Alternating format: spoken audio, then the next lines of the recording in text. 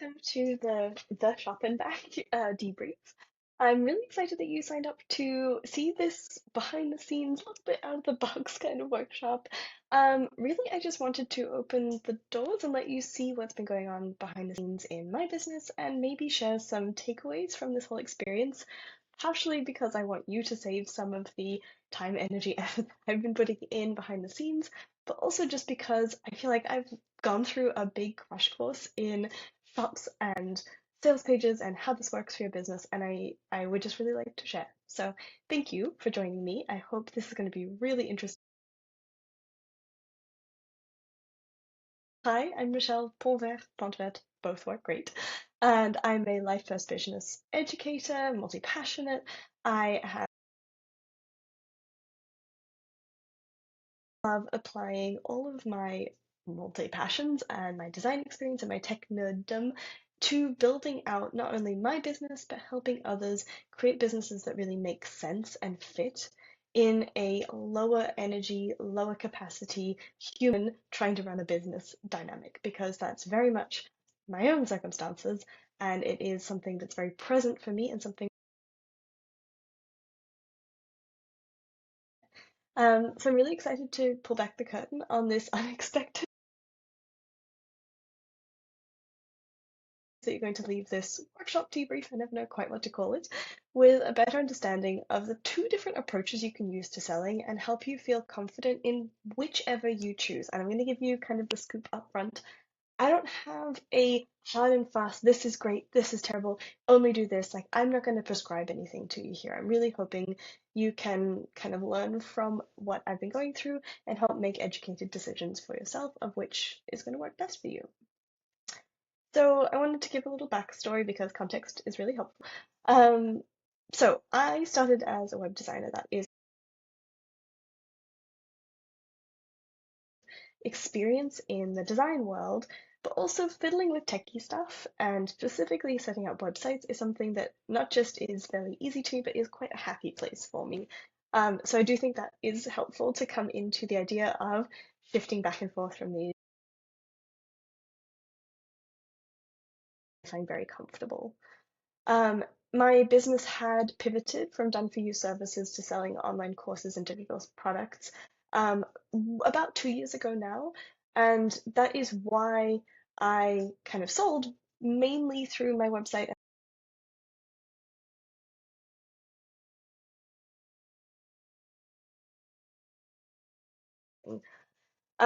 And my 2023 kind of business experience had really launched me into creating dozens of different offers.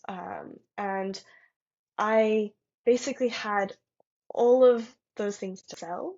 And I was finding it a little tricky to balance selling all these different things. And I have more ideas to create more things to make. And I was really wondering in this kind of stage of continuing to add more and more product if the way I'd been selling, which was sales pages and ThriveCart checkouts, was the best way to move forward if I was sort of wanting to dive deeper into the digital product side of my business. So here's the case I kind of made for myself as I was thinking about starting a shop, meaning a Shopify storefront that was hosted in a different platform that was very much an e-commerce setup versus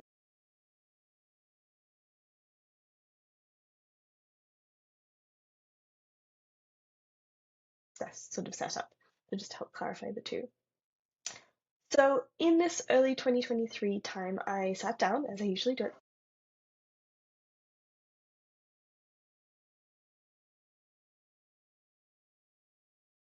intrigued with the idea of setting up a Shopify store to help facilitate putting these things out faster, easier, feeling more at ease with this prolific sort of mode I was in at the time. And I was really influenced by Monica Froese and the way that she'd set up her store, and really liked this idea of the model she had been sharing about. And I was very intrigued with her program, the Digital Shop Experience, which I ended up taking in February 2023. Highly recommend. Nothing bad to say about that. I think it's a great sort of framework to follow if you are considering starting a Shopify store in particular. So here's kind of the winning arguments I made to myself of why I wanted to open this Shopify store. So I saw it as a way to create as many courses and mostly digital products as I liked. I was really in a phase of really wanting to lean into those lower ticket digital products like templates and swipe files, and Notion was definitely something starting to be on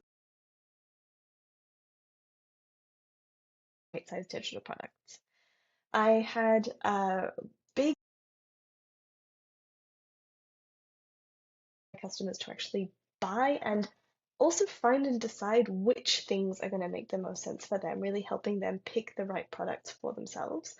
And on the flip side, it would give me more fun to play with upsells and bundles and different ways of kind of packaging and selling this growing collection of things that I was putting together, and really hoping that I could boost that average order value. So that's kind of why I decided it was worth going into this. And at the time, again, I had about 12-ish products in the sales page and checkout setup at the time. When I was doing this evaluation, I had at least another 5 or 6 digital products like actively wanting to be worked on. So that's kind of where I was at when I decided to start the shop. And then I just sort of jumped in. I started actually working on making the shop. So I largely followed Monica Fro's program and her kind of layout. Definitely do consider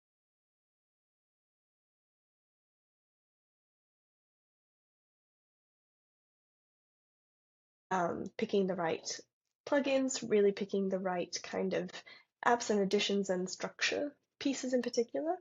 Um, in broad strokes, here's kind of what I did. I don't want to like walk you through her program. I definitely encourage you to do that if that's what you're thinking of doing. Um,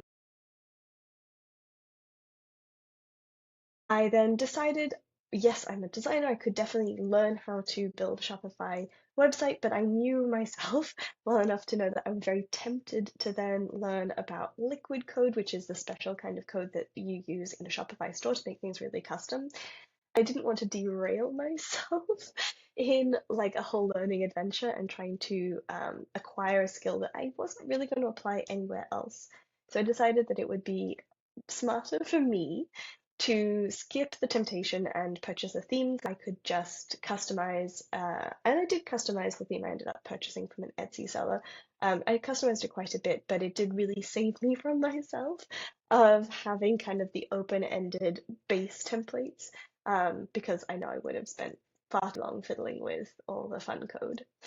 Um, then I signed up for Shopify, installed the theme, customized my shop to my liking, added the branding and all that stuff, and then sort of got to work on creating the product listings. And I decided in the shift,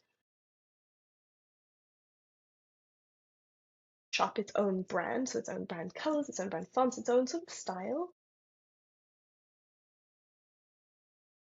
like graphics in particular, in the process, which definitely added another layer of work to this process of starting the shop. Um, then I added some plugins, particularly following Monica's advice. I really wanted to, try out all the things she was suggesting, and then integrated them all, which wasn't the easiest thing, I will be honest. One of my kind of challenges in opening the store was making sure all my apps talk to each other. I use ConvertKit for my email marketing system. I use ThriveCart Learn for my courses. Those two don't natively work super well with Shopify. ConvertKit does have pretty good integration, but getting the three to play nicely together was not easy. And to set that up. And it took a bit of trial and error. It was not the easiest, but I got it to work. And then I actually went into my email marketing system, which is ConvertKit, to add new tags, sequences, workflows to make all of the delivery of my Shopify products work. And then I launched it all. So I do want to kind of caveat, I didn't write this down, but I do want to caveat that yes, I was launching the shop. Yes, I was putting all my products onto the shop in the ThriveCart setup itself. So I kept my tripwire offers, which I had built out in as like full sales pages in ThriveCart. I was keeping some of my higher ticket courses because I still wanted to have those have a sales page. I think they just really needed that longer form content to be able to sell. and then and have funnels off the back of them too. So I needed kind of more granular control over those. And then I also was really focusing at the time on building my email list by participating in bundles and summits. And I want to make it really easy for people to redeem whatever I was offering in those events. So I had kind of versions of different sales page and checkouts in ThriveCart still for those events specifically. So I was in some ways having two parallel systems to sell the same thing. So once I had got all this stuff going and tested it, made sure it was going to work, I launched it. And overall, the reception was really good. People were really excited about the shop. They were really intrigued. I had a big spike in traffic over the first few weeks as people were kind of like sticky beaky having a look and seeing how it worked. People really loved the welcome discount and the spin the wheel app that I was adding at the beginning. And several people reached out to actually email me and say how much they love the shop and asking more about how I'd set it all up. So even from day one, people were curious about the move, how I was finding it, how I was finding it in. So that's kind of the move. As I was running this shop, over the first few months, it was creating products, of putting all the tech together, of keeping the wheels going. And I started to have some wobbles occur within a couple of months. I won't say like right away I was having issues, but I did start to have kind of lingering questions about if this was the right model for me after about 3 or 4 months. And my main concerns prior to opening the shop, just to give you context, I wasn't just like gung ho, everything sounds great, let's go. My main concerns and reservations were about the cost between the Shopify subscription, which is obviously an additional fee, paying for the plugins and potentially just like other things I would need to add to my bottom line to keep the shop running. I was concerned about the time in setting up the store, yes, but also creating products, maintaining over the long run, and then adding in a layer of complexity to my business, to my tech stack with the integrations because I was still keeping my courses in ThriveCart Learn. I kind of knew ahead of time that that was going to be tricky. And what happened over those first few months and then continued to kind of bug at me over the following 9 months was that those did become real. To the time, the money, and the complexity, I was also starting to notice that I didn't have a real measurable difference in my overall sales. What people were buying did shift a little bit, but overall is great. It didn't dip, but it wasn't like giving me anything measurably worthwhile out of all that extra effort and time and money and complexity. Um, I did have increased business expenses due to the shop, which I'd anticipated, but because there wasn't a noticeable bump in the sales, that was starting to just be an extra cost my business was having to cover. Definitely a much bigger level of complexity that I had realized, not only in creating and delivering the new offers because of my specific tech setup, but also in I had rebranded all my products, and so I needed to like go back and rebrand backlog of work to do, but also in relaunching new products, because of the way Shopify is set up, it is quite image focused and image forward. You're looking at something and there's less space for the text, so you do want to put a little bit more effort into your graphics, which should make a bit more complexity for me in launching new products. I had to create more mockups. I was even starting to create like video content to try and use Shopify to its most like an advantageous way, but that was adding an extra layer of complexity when I just wanted to like launch something.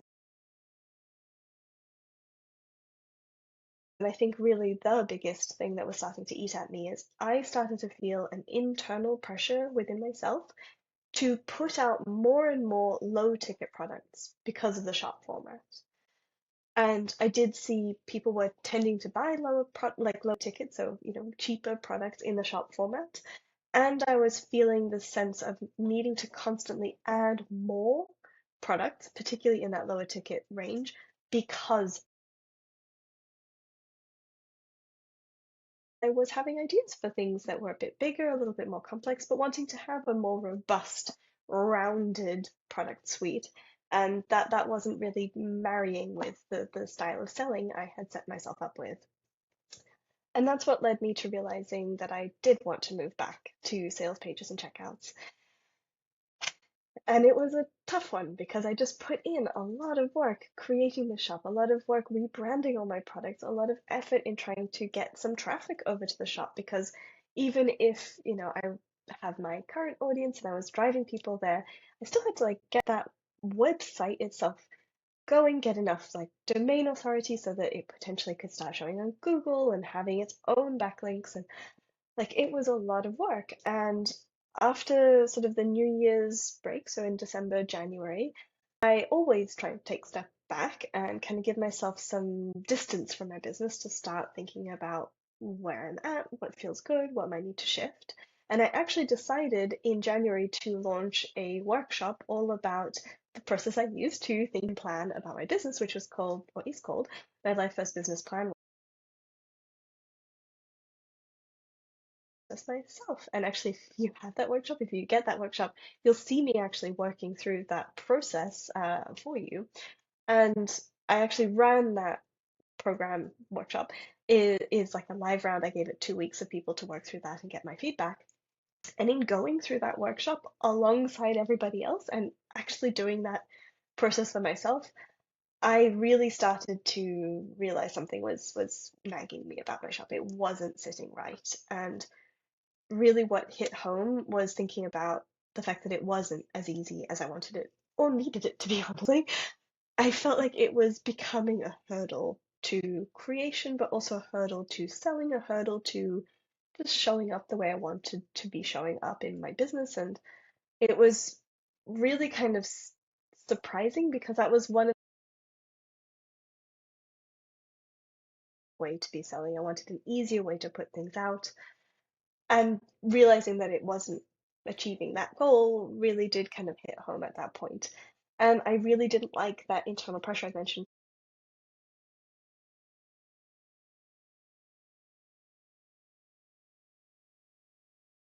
Well, I'll take ownership of that. It is in my head. But I didn't love that I had that internal pressure. I really was starting to feel um, overwhelmed by the pace that, and I was really craving something calmer and easier and thoughtful and more intentional.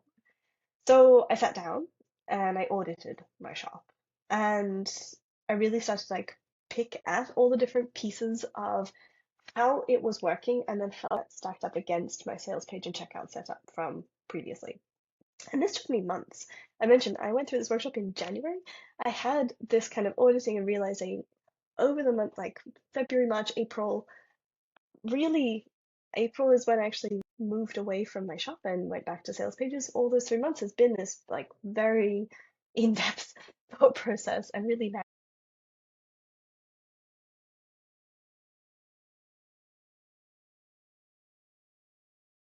I want to be really upfront. Like this is my own personal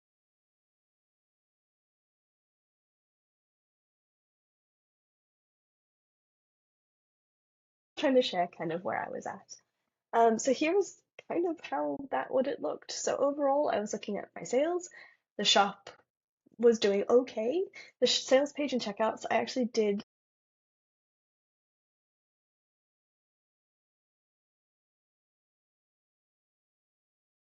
upsells in particular in the sales page and checkout format for my offers.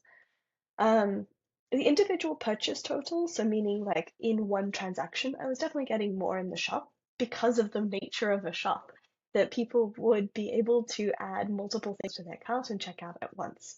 So I was seeing that people in one go were buying more in the shop versus the sales pages and checkouts.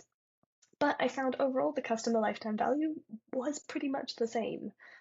So on the financial side, it was kind of a split difference. It wasn't making a huge difference one way or the other. Ease of maintenance was kind of keeping things once I'd launched a new product, once I'd put it together, how hard was it for me to keep this going? And neither of them were particularly hard, but I did find the shop, once I had finally got the tech working, was really pretty easy to keep up. However, the ease ways start the shop because I hoped it would be easier to launch new products.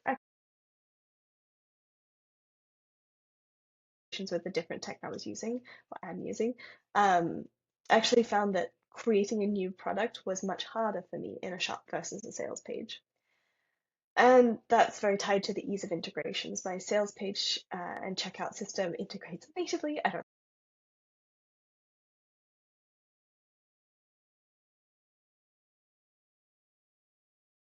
layer of all of this that I haven't mentioned yet is the affiliate setup and the engagement of my affiliates. So I'd had affiliates previously for about, I think about 2 years in the sales page and checkout through ThriveCart, and it was ticking along nicely. I had a couple of like regular affiliates who would refer my stuff. And to move to the shop, I actually had to fully shift my affiliate program to a different system. So I was using Go App Pro, which is fine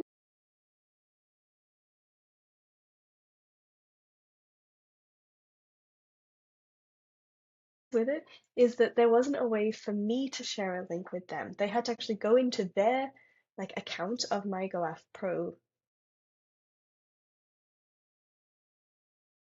and that was a huge pain point. People were not doing it. It was And setting it up on my end was very tricky because I still wanted affiliates to be able to earn things on my ThriveCart products as well. If someone had like bought something in the shop and then went and got signed up for freebie and got a Tripwire offer, I wanted them to be able to get the affiliate payment for the Tripwire purchase as well. And that just like a huge can of worms of getting those things to talk. I did get it to work, so it does work, but it was much more complicated. So I found that was a big strike against the shop setup. And then overall, I just started to notice both seemed to shift that the shop was working better for the lower ticket offers. For something under like 100, the shop was ticking along nice, pretty much not working. I don't think I really ended up selling anything much as an individual product over the 150 mark on my shop setup, but I have offers at that price point. Most of the stuff I was selling at that price point came through tripwires, funnels, and sales pages directly, which I did kind of know going in, but I really realized in living it, realizing that the sales page setup was better for high ticket offers, but did work very well for the low ticket stuff as well. A big like thing for me, and a large part of that is making the business side of things as easy as possible. Not easy in the sense of like skipping corners and like doing things badly, but just not overcomplicating things, not adding extra layers to what I'm trying to achieve. And I did find in this reflecting, the shop was adding extra layers for me to get to my kind of ultimate goal. Um, and then looking at how my different offers were working in evergreen funnels, I set up during this time, I have an evergreen nurturing, great, like valuable content, but I do sometimes link to some of my paid offers if they make sense. And I didn't really see a huge tick in the shop launches, and the shop worked really great for live pushes. While the sales pages, I could see it was working pretty nicely on both. Like I had evergreen things working, I had my funnels still always were had previously run launches with the sales page sort of setup. So for me, it was pretty clear that the sales page checkout business goals. So that kind of made it clear, which I did agonize over for a couple of weeks. I actually had to say like, okay, Michelle, we're gonna do this. We're gonna move back from Shopify. We're gonna shut this down. We're gonna move back to sales pages. Once I made that decision, I then had to actually do it, and it was actually a bigger project for me moving back to the sales pages than setting up the Shopify store in the first place. So I will preface it with like going back and forth.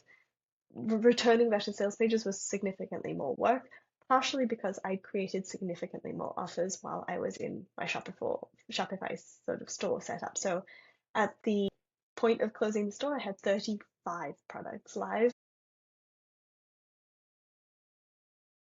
In my shop, I only had about 12. So just in volume, it was significantly more. So here's how I planned out this move. Checklist. I love Notion. So I did this in Notion, and I basically just I needed to do. And this was kind of higher level, um, milestone-y things I needed to do. So you can see here I have like sales pages for the products for like these specific offers. Like that didn't list out every single product I need to make a sales page for. I didn't list out every single checkout in this list. What I did do is then create a table with all the different offers, with all the different bits and pieces that I needed to do, so that I could kind of granularly go down and say, right, my 10 things product, do I keep it? Yes or no? I'll get to that in a sec. Do I need to like rebrand the course, set it up? Do I need to set up a course in Thrive or download? There wasn't a course associated, and I did want to move everything to that. Do I need to set up a sales page? Have I done that? Do I need a mock-up? Because I, again, decided to rebrand everything from the Shopify brand, my Business Chic Shop branding, back to my main brand, the Michelle Ponvin brand, colors, font, style. So in doing all this, I once again created all new mockups, all new graphics for all my different offers. Thankfully, some of them had already been created previously, so I didn't have to do all of them. Did I make a new mockup? Did I set up my URL redirect, meaning did I point the link from my Shopify store back to the new sales page for testimonials from my Shopify store? Did I change out my Go Af Pro affiliate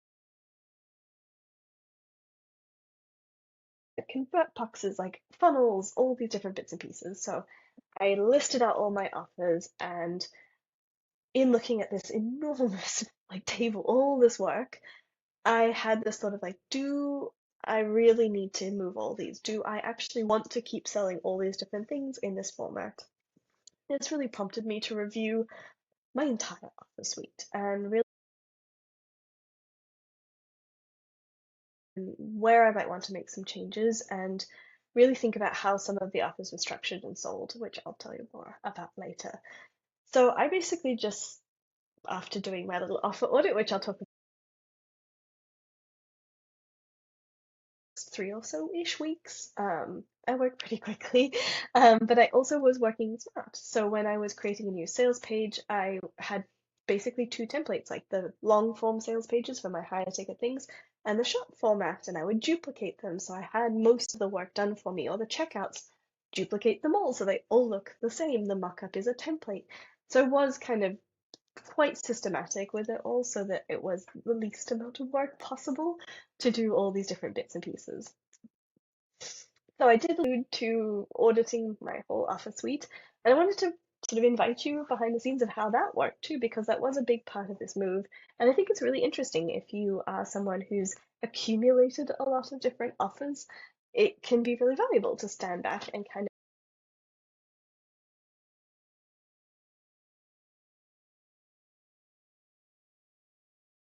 plopped all of my different offers into I think I did it in a whimsical board, just dumped them all out. And overall, I had 34 paid offers and 8 freebies active at the moment in my business, which is a lot. So I started to try and like clump them into themes or categories, trying to figure out like which ones belong with each other. How are these interlinked? And this was really helpful because these are the kind of unspoken pillars of my content, of my business, but I hadn't defined it as clearly for myself before. So this was actually really, really helpful exercise regardless. And it helped me realize that these 4 pillars for my business are about optimized offers. So like making sure the things you're selling, you like the way they're formatted in a way that makes sense for you. Lower stress selling, so actually like selling and launching in a way that is going to be sustainable and successful for you. Minimalist marketing, so getting your stuff out there, but not putting yourself out there as much as you like, too much so that you burn out. And then what I'm calling purposeful productivity. So this was super helpful. Like really such a helpful exercise to just see where all the offers fit in together.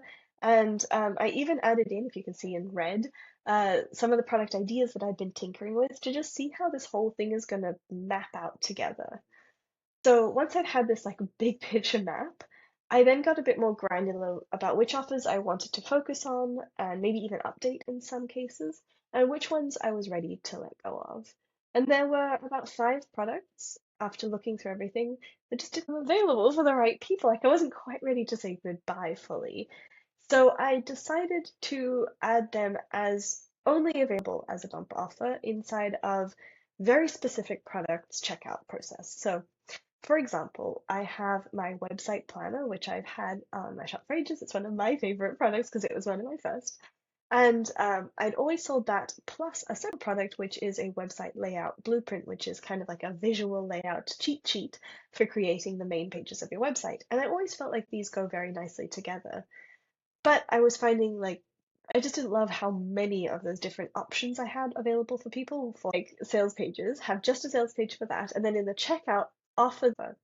And this allows me to still keep them, they're still available, but not put my marketing effort behind them, not kind of fussy up, not clutter my new shop setup, and really keep things a bit more streamlined.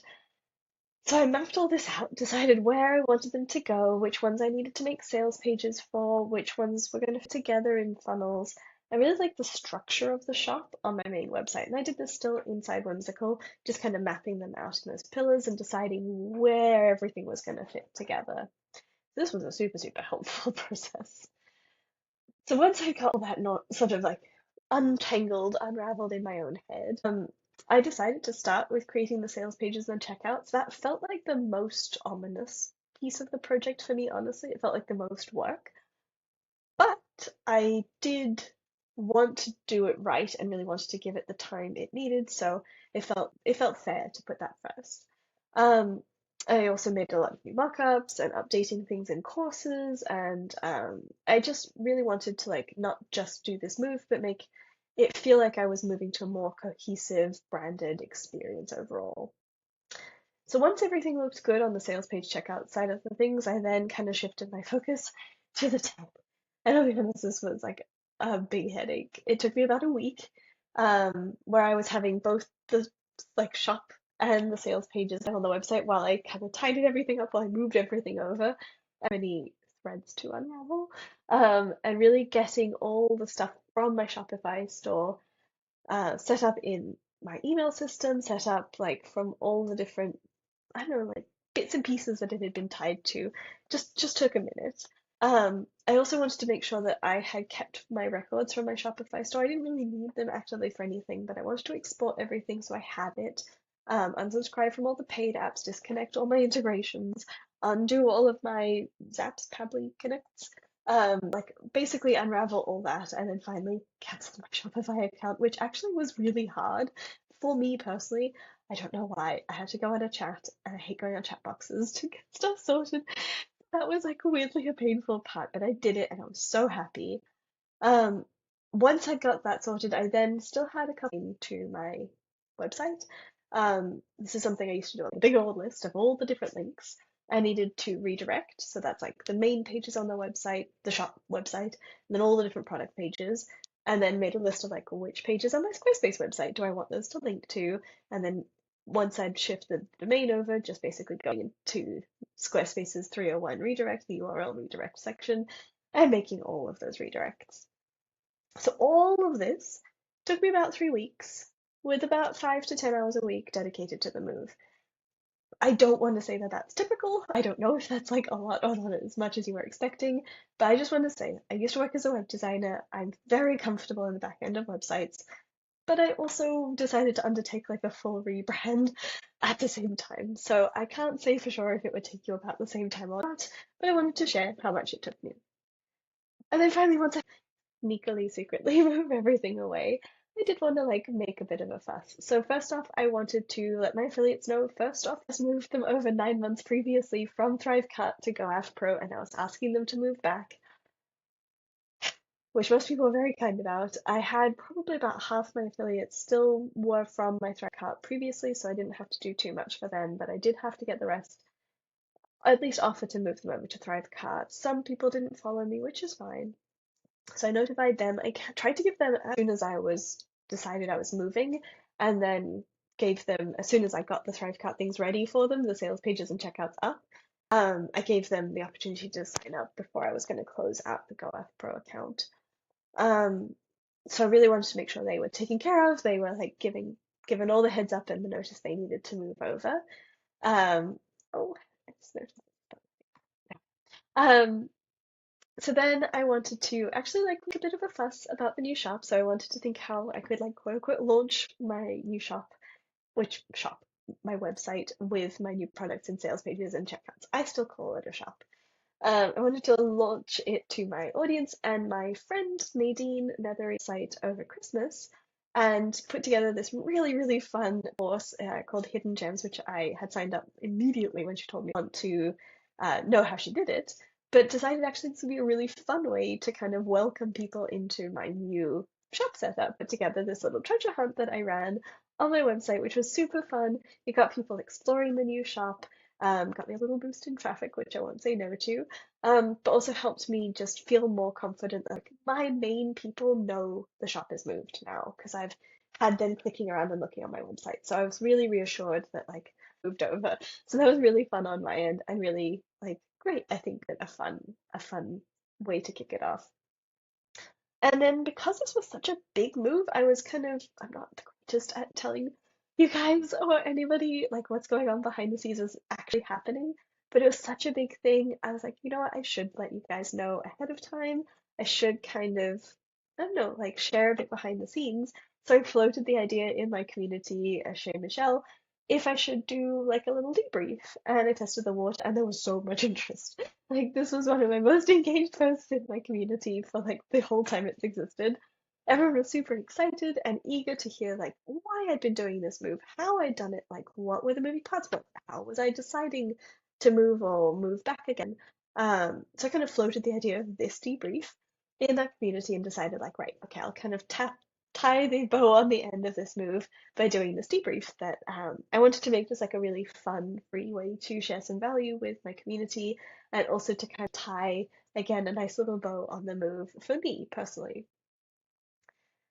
Okay, so once I'd done all of that, once I had the move, I wanted to just like sit back and enjoy it for a minute, but I also wanted to like reflect on this whole experience that I put in all that work to create it, or the fact that I've moved back to sales pages within a year. Like I really do see it as so much like value in how I like to do things, how I like to market and sell my products. It really taught me a lot about that. Um, it also really walked me through like what does easeful feel like to me? And on paper, some people might have said the Shopify setup was easier and might be for certain people. For me, it wasn't. And that was really helpful and insightful for me to like really try on something that looked on the surface like it was going to be easier and realizing for me it wasn't. Um, it also really kind of shone a light on where I'd like to put my focus in the next couple of months or years. And that is wanting to create a variety of offers at different price points, at different sort of styles, different pace of launching. And I didn't love feeling so constricted by the way I was selling that again, it's mostly in my head, lower ticket templatey things. And I wanted to have more types of things to offer. Um, and then I just learnt like a lot of intricacies of the setting up and the running of an e-commerce shop. I don't know if that's any like practical information. I maybe will make something about that one day, but I also just found it really fascinating, and I think learning in and of itself is a valuable thing. So I'm really glad I went through this process. I'm really happy with the effort I put into it because I think it's taught me a lot about me and my business and how I like to. I've tried out the different options. So moving forward, I feel really informed of when and what I might want to play with in the future. So I'm very happy with it. So looking forward, after all of this, you're going to see so many spelling mistakes. I'm giving it up there. It's going to be what it's going to be. I'm dyslexic. I don't see them. Um, So as I settle into this new sales page setup that I have, here's a few things that I'm looking forward to, and I'm hoping that this new setup will help me lean into more. So I am in the process and continuing to optimize some of my more mid-ticket offers and their sales pages, really trying to see if I can get them clearer, more engaging, and higher converting, honestly, overall. I'm looking to build out some more robust funnels to drive more ad energy and the time and effort they deserve. I'm actively updating a few of them about that I will be sharing about later in May when it relaunches. But it's just been really eye-opening to see how I can help make it easier for you to learn from me and wanting to just like update and tweak things a bit more to make them an easier yes, but also an easier win for the people taking those. And then I would like to round things out. I'd like to launch some more like in-depth things, giving you a little bit more of a complete solution. And that might mean a bit more of these like mid-ticket offers with a more robust sales page with proper funnels. I doubt I'm ever going to go high ticket because it's just not me. But I would like to explore kind of the larger scoped products that I haven't been playing with as much because I felt weirdly locked into the low end, low not end, but lower ticket, lower kind of cost type of offers with the shop format. And then I'm looking forward to taking some of the time and effort and energy I was putting into the shop itself into working on getting, better traffic to my website, working on my blog, really trying to optimize it for my opt-ins and hopefully improve my overall conversions on my blog and in my funnel in general. So here's probably what you're like, you said reflections on shops versus sales pages. And this is what I think you most likely should think about and consider if you're deciding between one or the other, if you've been tempted by one or the other. So, so overall, Shopify stores versus sales page and checkout.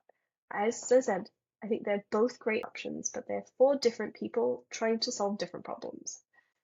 So the stage of business I think a Shopify store works for is a more advanced or further along business because you need to have a lot of tech set up. You need to have, I think, a higher investment in terms of like your entire tech stack to actually run it, but also because you need to be driving action in a personal branded website where your efforts on social media, your efforts in public speaking, your efforts everywhere all do naturally point back to your website. So especially if you're having your website plus a shop, the shop is just going to need a lot more work to get the traffic to it. While I think a sales page and checkout setup can be great for all stages of business, I don't think it's sort of that specific. Overall expenses, like none of these are particularly expensive, but it was a consideration. The Shopify store does have moderate ongoing costs between the sort of subscription for your Shopify plan, plus transaction fees, plus the different plugins and apps that you decide to add on a month to cover the costs of my Shopify store. On the other side, the sales page and checkout can be very affordable depending on your tech stack, but I personally use my existing Squarespace website, which cost me, I think, less than 300 a year. And then I got the lifetime deal on ThriveCart for my checkout, but also for my course platform. So once I paid that off, I wasn't having to continually pay it off. So month to month, the sales page setup was definitely significantly cheaper for me. Sorry. Ease of use. Shopify store is definitely more complex in terms of knowing how to set things up. Um, Optimizing things was a little less straightforward, and then knowing which plugins and how they play together, and then getting your tech to set up is definitely more complicated. While the sales page and checkout system was simpler because also you've got less moving parts. You just have your website, your checkout, and your email system, and that's it. Especially if you use a checkout like ThriveCart that's also your course platform. You could potentially add that fourth layer of your course platform if you're selling courses. Integrations. This one was a big one. So Shopify, by nature, has limited integrations because it's really been designed as an e-commerce system, meaning it's mostly for physical products. It's not truly been designed, and the apps and the sort of backend system isn't truly for digital products. It can work, but it's not made for it. So you do hit up against the limitations of just the way the different apps work and all the different like email systems and course systems work with Shopify because it wasn't really made for that. While a checkout software is going to be made to integrate with the things you need to finished checkout system, like a course platform, like your email system. So there was just more flexibility, again, depending on the checkout system or all the different tech you use. So I did find the integrations with sales pages much easier. Um, is it good for digital products? Yes. I think both of them were great for digital products, particularly lower cost ones. Yes. I, played with having bump offers and upsells on both. I did find that the bump offers and upsells in my ThriveCart checkouts did convert slightly higher. I don't know if that's purely because of the setup or if because I was able to present them better. I'm not really sure why, but I did see a slight difference there. Good for courses. So here's something I did really see a difference. So Shopify, I just didn't seem to do very well selling higher priced workshops and higher priced courses. Again, I'm talking higher priced up to like 500 euros, nothing that crazy. Um, I did end up keeping sales pages pretty much from the get-go for my two higher ticket courses. Again, higher ticket, like under 1,000, in tandem with the Shopify store because I knew from the get-go this wasn't likely to be something it was great at. While sales page is great for all of them because you can customize it as much as you need. And I definitely think it shines, particularly for a higher ticket or just a more complex offer that needs more explanation, needs more selling, to make sense for people. Something I didn't really think about, but was quite a difference in the way you write your copy for a sales page on Shopify versus your sales page because the Shopify store is the store. It's a shop. You expect it to be a certain way. You also have much less real estate to put that copy in. So you need to be much more succinct, really factual, really based on just like what you're getting and why it's good. While a sales page, it can be as long as complicated as you like. It's also housed on your website where people are getting to know you. It's a more personal thing, so it feels like it's more about connection and storytelling. This is not pro or con, I just find it interesting. The affiliates I kind of touched on previously, it was a bit of a nightmare moving over to GoAF Pro. It worked, but it wasn't great, and it definitely led to a significant drop in my affiliate engagement overall. While ThriveCart's native affiliate program is great, it's very intuitive. A lot of the online business owners I work with who are on my affiliate program are very accustomed to ThriveCart too, so that's a big win. Um, I'm gonna put this as like the wow factor, like the X factor. I definitely think the shopper, like Shopify, the shop setup was quite unique and did really catch people's attention, caught their kind of imagination.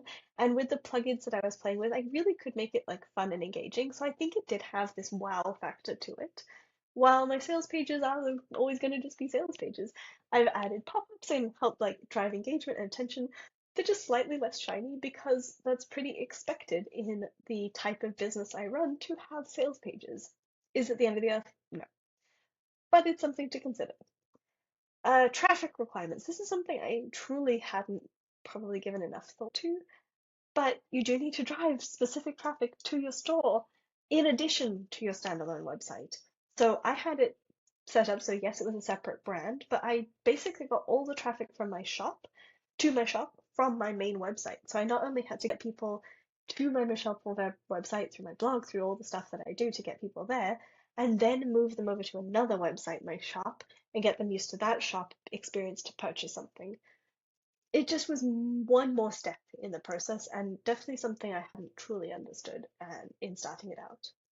Meanwhile, the sales page lives on your website. You can drive all your traffic to the website. It seems much more cohesive. The branded experience is very much the same, so it does feel more native and integrated there. So overall, pros for both. So your pros in Shopify, I do think it has a really slick checkout process. It really feels like the online stuff we're used to for things like clothing or groceries, like all the other shopping experiences we have outside of the online business space. Most of them are in a checkout process, so we're quite used to that. And I think there is something to be said by this sort of, I don't know, ingrained third sort of third nature? No, second nature kind of processes. We just don't have to think that much. It was definitely some novel and fun stuff compared to other people in my niche, so I did think it was interesting for standing out. It was really easy to create bundles of my offers. Low ticket stuff worked well. Really encouraged me to create more and more of those bite-sized offers. On the sales page side, the pros were definitely the longer sales pages definitely shine there. You give more space for conversion, copy, design, connection, information. It's easier to tailor it for higher priced offers. I found it much easier to set up and integrate. Simpler process overall, simpler tech stack overall, simpler overall. The cons of both. Shopify, definitely more complex on the back end, specifically for me. Much more complicated than I'd have liked, and needed webhooks to be able to deliver courses, which can fail, which led to more customer service time to just get people what they'd purchased. It was definitely harder for things like bundles and summits. I did try it once or twice. It was definitely tougher, and more things failed, so I ended up just going straight back to ThriveCart for those. Um, Courses and the higher digital products, higher priced stuff just didn't sell as well. And as I mentioned previously, I personally felt really pulled to focus on creating things that made sense in a shop format, like lower ticket offers only. The pros of that can weigh more than the cons, but I think it's helpful to share both. On the sales page side, the cons are there isn't this add to cart function. You can't get people to check out for multiple things at once. So when I've got the ThriveCart checkout, it's just for that one offer. Yes, I can add an upsell. Yes, I can add a bump offer, but that's pretty much it. And those aren't things the person who is on your sales page clicks into the purchase. They're not considering those offers. This is really like a small little thing to add on because why not? This is the candy at the checkout in your grocery store. So it's harder to get people to really purchase multiple things all at once unless they're actively going to go through multiple checkouts. Sales pages can take longer to write and design. This isn't something I find particularly challenging, but it is something to consider. And it does kind of lead to you focus to selling one thing at a time. It's very much more about your promotional marketing calendar being like, this offer is on sale, this thing is on sale, versus like this huge collection of things on my shop. You can do it, but it's just harder. It's not natively designed for that. So overall, I would consider a Shopify store if you want to focus on selling lower ticket digital products and that have a pretty straightforward type of offer. They don't require a lot of explanation or selling in order to convert, meaning something that's really clear and obvious, like a sales page checkout template or a, I don't know, a digital planner for mums taking a holiday. Something that you don't need to like walk people through how this works. So I would say it's usually more templates and like printables, things where it's like a tangible thing people are getting versus more of your intellectual processes, more of your IP, more of your like your flavor of stuff. So things like workshops don't tend to work as well because that's very much about your perspective on a thing versus like buying a solution. Um, I would consider a Shopify store if you're relatively techy or you have the means to hire someone to help with the integrations in particular. It's just what it is. And then if you already have a relatively large and established audience to sell to, or if you don't mind focusing really a lot of effort to drive traffic to the store. This is just kind of the way it is. I don't know if it's because you're mostly conditioning people to look for lower ticket things, so you just need a higher volume, if it's because it's a whole new website that you're now having to build kind of authority around. But I found that the traffic definitely was more noticeable and my efforts around it had to be higher to get similar results. So I do think those are worth considering if, you're thinking of a Shopify store. And I think that those are kind of the things that would work best in a Shopify store. Meanwhile, I would consider using a sales page and checkout if you have or want to have a mix of high and low ticket offers, or if you're selling different kinds of offers. So not just like templates and digital downloads, but you have workshops and courses. Maybe you still have services. If you have a mix of things, it's so much easier for you and your clients and customers to just keep that all on the same system, in the same selling environment. So having, sales pages for all of them and everything in a checkout is just continuing this idea of like this is a cohesive branded experience. It all feels of the same business. Um, I just think it's so much easier in a sales page setup.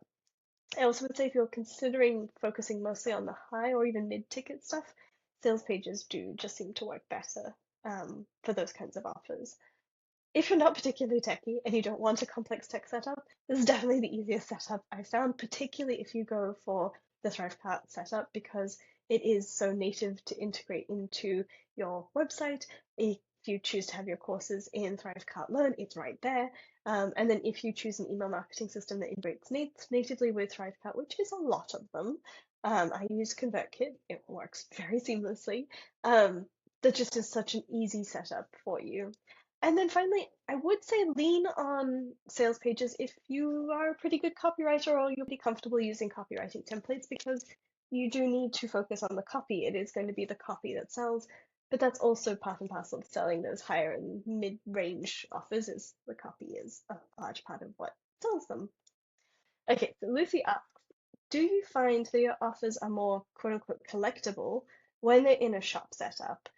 She says her gut feeling is that shops are better for return customers, but sales pages are better for new ones. She loves the idea of her audience trying to collect everything like I do Pokemon cards. So I can see the appeal of this, like collecting all my offers. I didn't tend to see people doing that. I did see people um, purchase multiple lower ticket offers back to back. So like signing up for one and then coming back and getting another. Overall, I found the low ticket stuff mostly sold one at a time and people were kind of coming back. Um, but, I think it was also nature of the type of offers I was selling. Um, I wonder if you had a mix of different things that they might not return as much. So I think it was about the same for me in terms of returning customers versus returning customers versus new ones when I was on sales pages versus in my shop. Um, I could see if you really wanted to go that way, playing with like bundles, and really incentivizing it and kind of launching things as collections. I think you could play with that, but I don't know if that's platform specific necessarily. Okay, our next question is from Amy Joy. Amy Joy says, I sell digital products using ThriveCart. How would you suggest I allow customers to make more than one purchase in one transaction? Not me adding a suggestion for them in a bump or upsell, downsell, but they pick and choose and decide what they want to be able to do in one transaction in ThriveCart. Is there a way to do this? So the short answer is no. ThriveCart isn't a shop. You cannot make it into one. However, it's designed to be a checkout and funnel system, so the focus is mainly going to be on selling your main product because that's what someone has clicked from your website to purchase. They've already kind of made their mind up they're going to buy that main thing, that first thing. So you do have this opportunity to add a bump, offer an upsell, a downsell during the checkout process. That's how it's designed, that's what it's for. One workaround I have been playing with is not necessarily to let people purchase multiple different things, but to kind of play with different bundles of offers within the same checkout.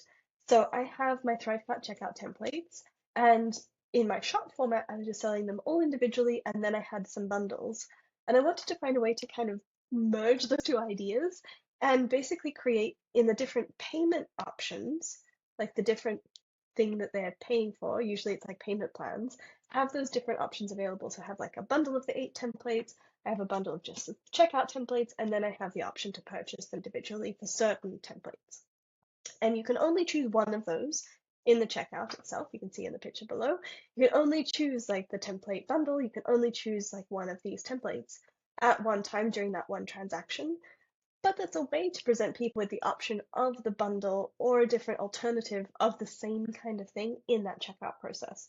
So I thought that was helpful to share. Maybe it gives you some ideas. Okay, our next question is from Kat B. Sorry. Kat asks, did your product type, service, course, coaching, printable, determine the move in the first place and then the move back? I hear a lot about how shops are easier. What wasn't easy? What would have made it better? Are you going to change your sales page in ThriveCart after the shop experience? If so, how? Great questions. So product type didn't necessarily impact my decision to move to the shop or back because I'd already started selling courses and digital products before I opened my shop and will continue to do so moving forward. However, I was looking on focusing at the time on those lower ticket templates when I started the shop, which felt like was going to be a really good fit for me and for that shop format. And during the process of having the shop, I kind of realized I didn't want to solely focus on low ticket. I want to have more dynamic offers and things at different ranges. So that, I guess, sort of did influence the decision to move back to sales pages. wasn't the only considerations that I was just shared, but it was one of the considerations. Shops being easier or not, definitely depends. I think the buying process from a customer perspective, especially if you're looking to purchase multiple things, makes sense in a shop format. And if your tech stack is well aligned, you create your products quite a lot, I think a shop can be really great and can be easy depending on your tech setup. However, for me, I found most of my people were only really looking for one thing at a time because the kinds of things I'm selling, even if I have a template, is still pretty specific and still pretty specific to kind of my perspective on things, my take on things. People aren't just looking for a sales page template, they're looking for a sales page template to sell certain things, or they're looking for something that has kind of my flavor to it, if you will.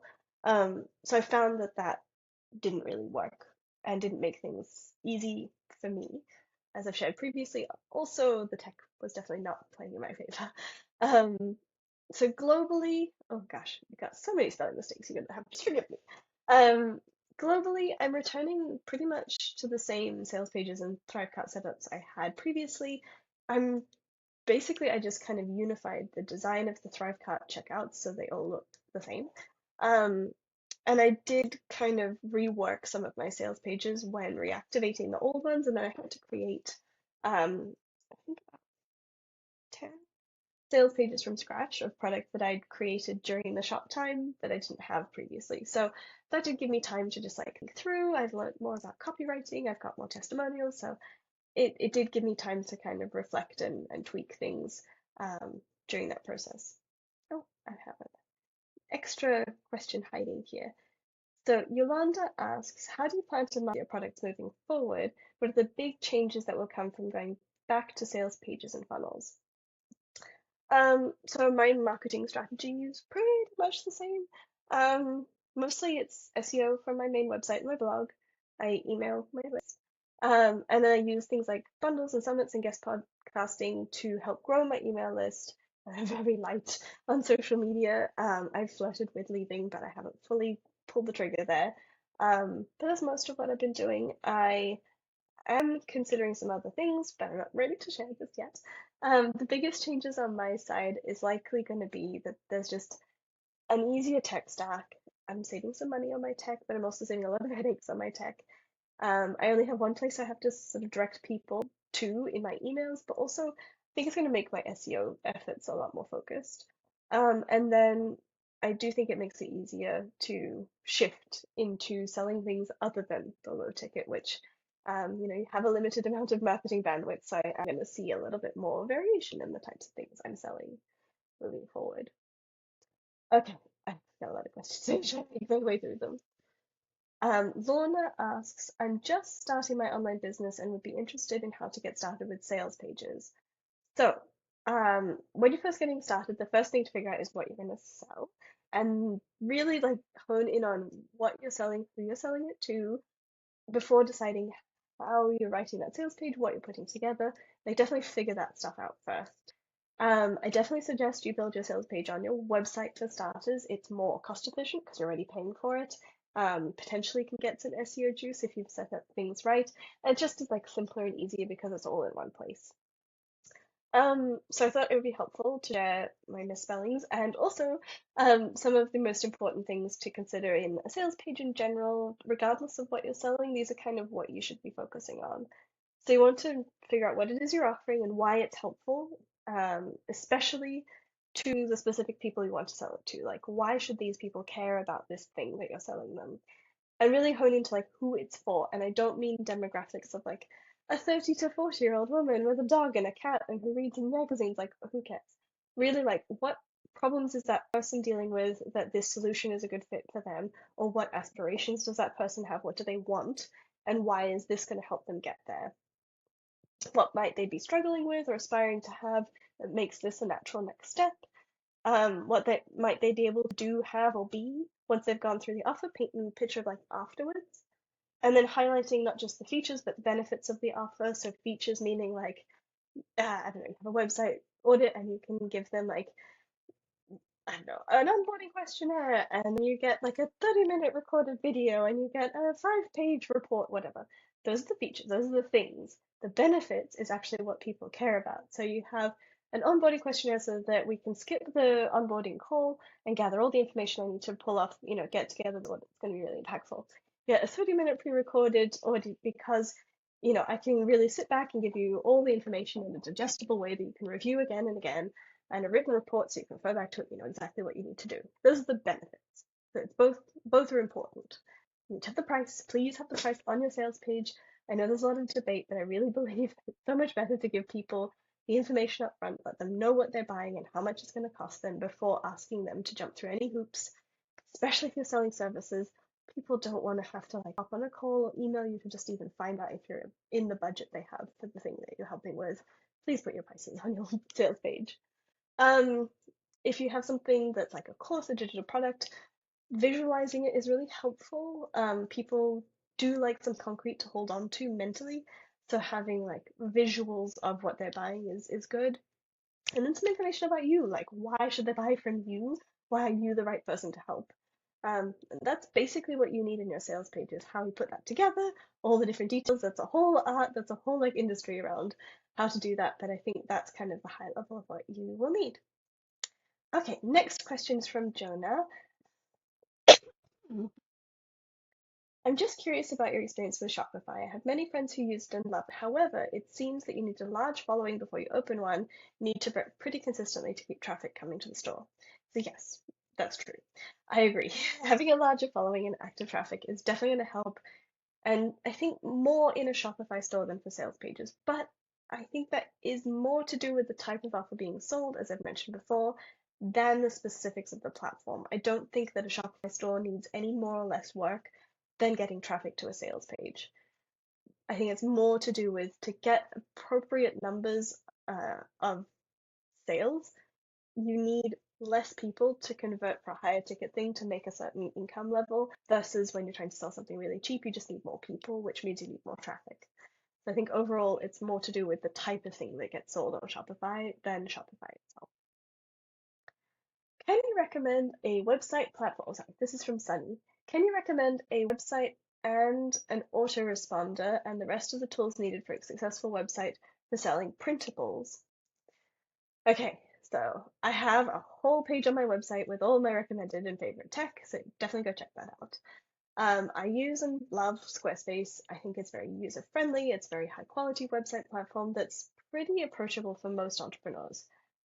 However, their e-commerce option is okay. It's pretty good for most things, but it's not exceptional at any of them. And it might not be the best fit for some businesses due to limitations in like how their store is actually set up, but also transaction fees can add up. So I really like Squarespace for my sales pages that I link to with ThriveCart checkouts. There's many other options that can work. For printables, I think Shopify could be worth looking into if you think you can really get traffic that's going to make that worthwhile, specifically because Shopify does cost more. You have to pay for Shopify subscription itself, the domain, and then you also have to pay for the different apps and plugins that make it work, like to deliver your printables, yes, but also to engage people, get those bump offers, those triple, like you need to add those extra bits and bobs in to really make the most of your Shopify store. So it is something that's, I think, a little bit more advanced because you need enough traffic to get enough conversions to make it kind of make sense. WooCommerce is the WordPress version of all of this. It's a good option. I don't know that much about it because I never got that deep into the WordPress world, but I do know you need to be quite techy to get it to work properly or have the budget to hire someone to set it up, but also run it. I've also seen people doing quite well with printables in particular, selling on a really simple checkout built in Stripe, like the payment processor itself. They have checkouts, and you can link that directly to a sales page or even directly in like your email marketing systems. That can work quite well depending on what you're selling. Again, most of this is going to be to do with getting traffic to your offer, either through like your website or building an email list so you can send people to it. So the third option really is about like third-party marketplaces where someone else is working on the traffic, but you do pay a pretty large proportion of your sales and commission fees. Things like Etsy, Creative Market, Udemy. Those are all possible. They all work. All of these are good ideas. What's really important is for you to figure out what's going to make sense for you at the stage of your business and what you're looking to get out of it. And honestly, that's my advice for like this whole workshop thing is like you need to figure out what's going to make sense for you and where you're at. So if you are earlier stage, you don't have an audience, maybe third party marketplaces are a good way to just try some things out, see what works, see what people like, figure out what you like, and then move it to your own website and your own store later. If you've already done some work of like building a brand, you really have some momentum behind your business, you could probably just jump into a Shopify store and translate the traffic and the attention you're already getting for your business over to the Shopify store to make those sales. It's really like which problem do you want to tackle first and where are you up to and how quickly are you wanting to get there? And those are personal decisions. I can't tell you what is right or wrong or better. I think it's really for you to figure out. But if you want to talk more in your sort of specific instance, definitely reach out in the Facebook group and we can all chip in and share our experience. Okay, Chrissy has a question. Is one more work than the other between Shopify and a personal website? Also, what are the benefits to you in making the switch? Um, Once I actually done the work of like setting it all up and getting the products out there, they were both pretty hands off, I'll be honest. They're not like there's not really like plugins you have to update. There's just like regular maintenance. However, the setup process, as I mentioned before, was a lot more consuming for me in the Shopify setup because most of the stuff I was using didn't integrate natively. So I had to use like webhooks and Pabbly to connect people to my course platform, for example, and that's just it's messy. One of the main benefits for me moving back is just simplifying my processes, simplifying my tech stack. I reduced my business expenses a bit. I think it just made everything feel more branded, more clean, more holistic for me. So I think those are the main benefits for me. Right, we're almost there. We got Lindsay. Lindsay says, I have a shop currently, but I think I jumped the gun on getting it started. I was still pretty new to digital products and didn't really have a lot of people buying, so now my shop just kind of sits there and I've honestly been wondering if I should shut it down. So I guess my questions are around how long you had your shop, what kind of effort, flash sales, etc. did you put into directing people to your shop, and how did you ultimately make the decision to go back to the funnel model? Plus, just the technical question of redirecting all the links back to your website and sales pages. I feel like there are so many links just floating out there, and I don't want to have a ton of broken links. So I shared a bit before about the broken links. It's definitely it's a project. So I'm really sorry that your shop hasn't taken off as you hoped. I think we all set really big goals and aspirations, mostly based off other people's marketing. I think it can feel really discouraging when we don't get there as quickly as we're maybe sold into thinking we will. So I know that's really tough and I'm sorry. And I do think a lot of people selling the shop model can do a disservice perhaps into painting a picture of what this ultimately is going to look like for most people. Like it's just how it is, it's how we market things. We want to paint the best picture, we want it to be aspirational. But like everything, no matter how you set it up, it's going to take time and effort and energy and a little bit of luck to work. Like that's just how it is. And I think the biggest trait of anyone being successful is that they're persistent and they adapt. I think that's truly what will ultimately make the difference. So I think the fact that you're already considering this shows you've got the adaptability, shows you're trying to stick around. So I think that's like a bigger marker of success than how this particular version of things worked out. So with that being said, I would just like make sure you've given it a few months, really like put in the effort for a little while, and then do an audit. Like really borrow the process I've been sharing here. Like take a look at where the actual problem is coming from. So some potential ways it could be going down. It could be that you just have a traffic problem. You just don't have enough people coming to the shop. You just can't get that traffic going, in which case I think you should be focusing on building up an audience, building up some momentum, and putting your energy into that. And if you can't afford to keep the shop running in the meantime, finding a cheaper tech stack to still deliver things while you're building up that audience is probably smart. If you're getting people to the store, but they're clicking away before like clicking around, browsing, or even adding anything to the cart, you may have more of a like design layout issue that's maybe kind of dissuading people from buying that's not really to do with the offers or the website traffic itself. So if you are getting people there, it's really worth looking at like where are they dropping off, why are they dropping off, Is it the copy you've got? Is things like not being explained clearly? Is it maybe a design thing? Maybe it's an accessibility issue. Maybe the shop setup itself isn't the greatest. Like those are really good signals to say something is wrong with the shop itself. And then I'm gonna sort of turn this around to you. It's like, how actively are you doing the work to market your stuff? Because yeah, you have like a good website. Even if you have good traffic, people need more than just the one touch point of like Pinterest to want to buy something. They need more education around your topic. They need to know you. And ideally, you're trying to bring people into your world and your business in general. So yes, we want to work on traffic, but we also want to work on building up your audience with like an email list in particular, because that's where you're going to be able to build that sort of more consistency, more momentum, because you ultimately have more contact with those people. Those people have opted in to stay around and learn more from you, and you're not just getting people onto the website and then clicking away and never seeing from them again. I would kind of consider how actively you're actually working on the marketing piece of your business and getting people into your ecosystem, into your email list so you continue to sell to them. On my end, I shared I had my website, my shop live for 9 months ish. And my stats were roughly the same as sales pages. Like, really, the main issues on my end were me. Well, like, I was finding it hard. I was finding it a lot of work. I was finding it a bit expensive. Um, the shop itself was converting pretty fine.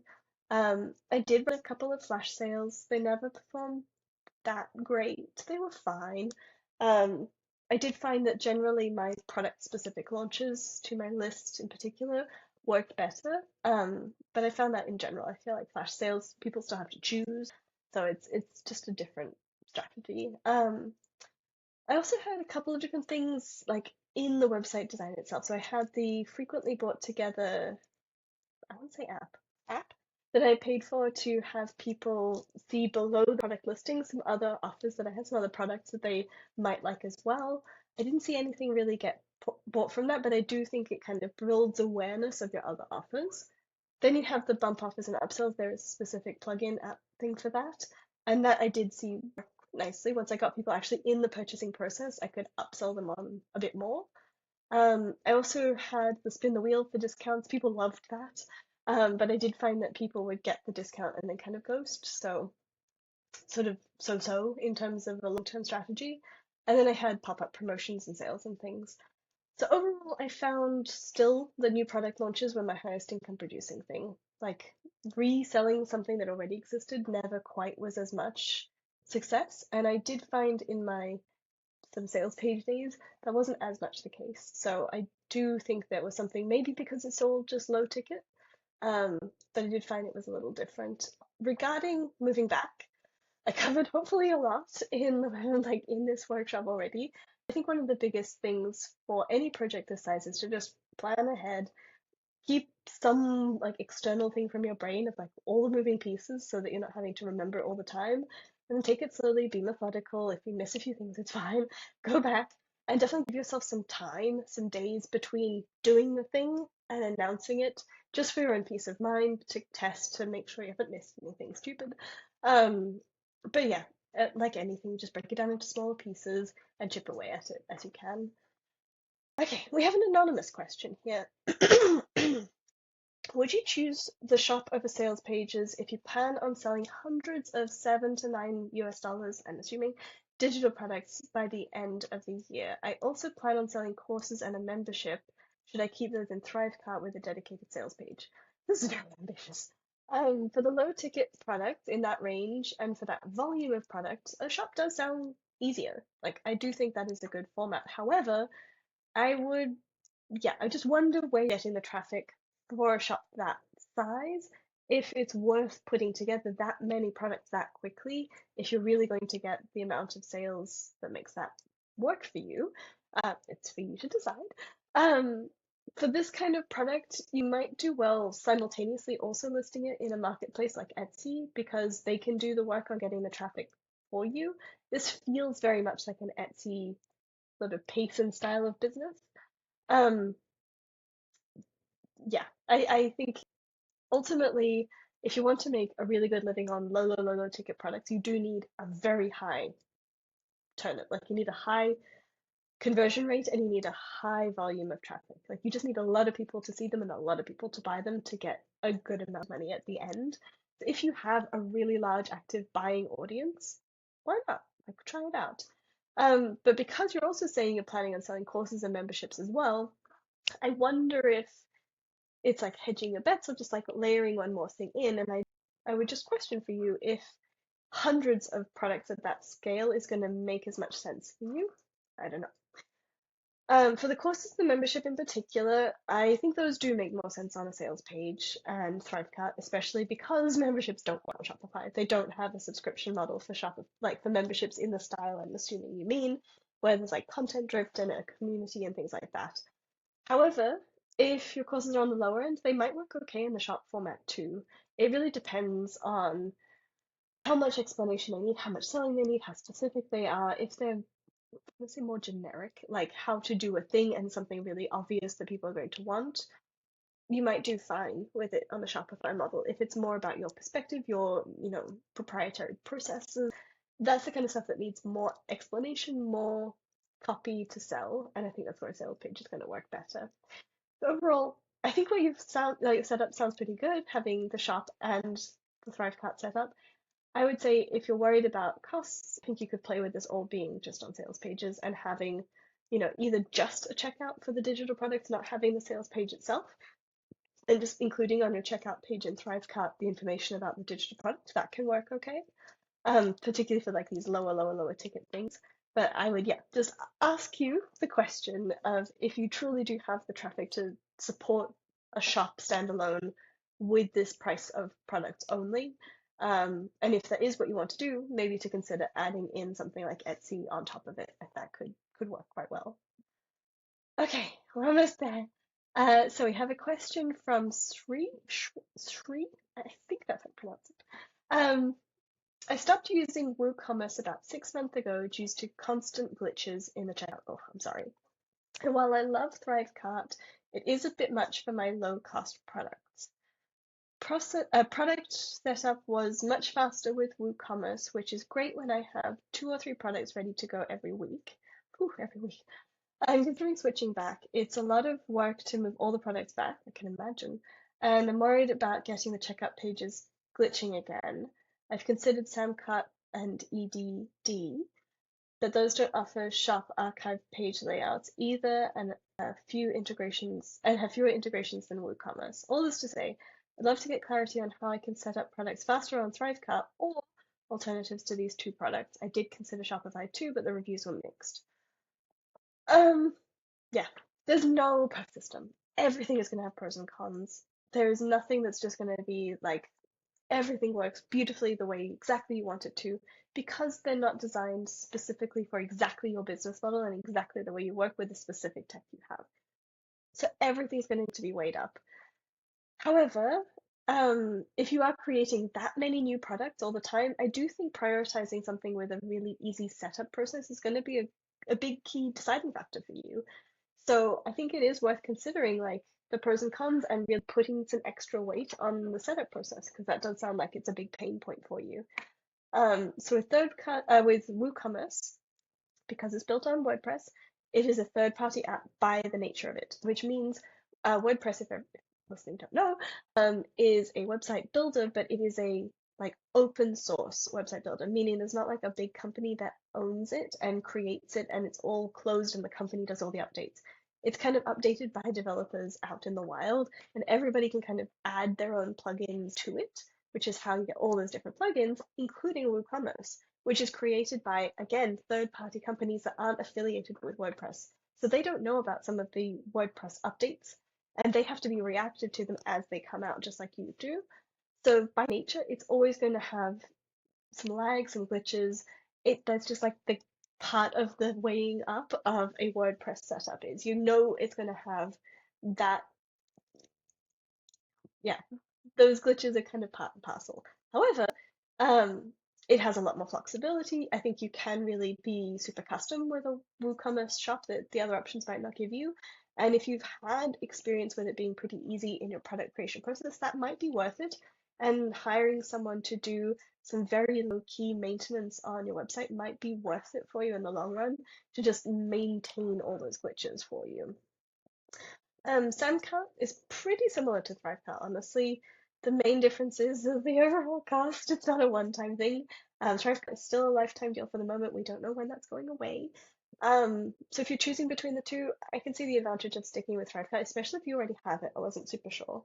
But I will say one of the things that can make that significantly faster is once you've created a checkout and a course design, once you've got it the way you like it, duplicating it is so much faster. So you've got a checkout you like, you kind of create it and then just duplicate it, and then you can fill in the different information for your product. This saved me so much time in my setup. And the same for your courses. You create one course layout you like, even one lesson layout you like. You can just duplicate it again and again to finish your course, and then duplicate that course again and again. It makes things just so much faster. So I do think that's like something to explore. Um, and then Shopify, it's not perfect either. The setup is pretty quick. I think especially if you were doing digital downloads, meaning you could have just a PDF with like a link to download something, it is pretty good.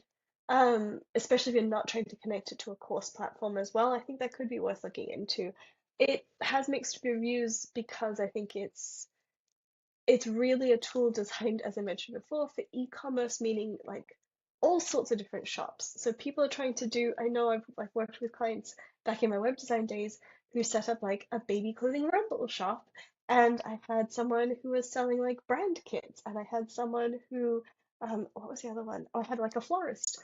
Super different business models that need super different things. Some of them are in person as well, and some are online only. And like it's trying to cater to a lot of different things. There's always going to be gaps in what it can do. Overall, I would say my experience with Shopify was pretty good in terms of like it being a tool. It worked very well. I didn't have any glitches. Everything was pretty well put together. Um, it's an extra expense. It's an extra thing for you now to have to move everything over to Shopify. So I would like spend a little bit of time up front and really looking into your different options, really like tinkering them with them if they have trials, like give them a try and see what you think and see how the product process is, particularly because it says seems like that's a really high priority for you. Um, so none of them are going to be perfect. I would say if you're still working on getting the sales up to where you would like them to really like consider being something that's good enough. And then once you get your sales to a good point, hire a VA to just like pick up the slack of the bits that are annoying. I think that's sadly the best solution because nothing's going to be 100% perfect.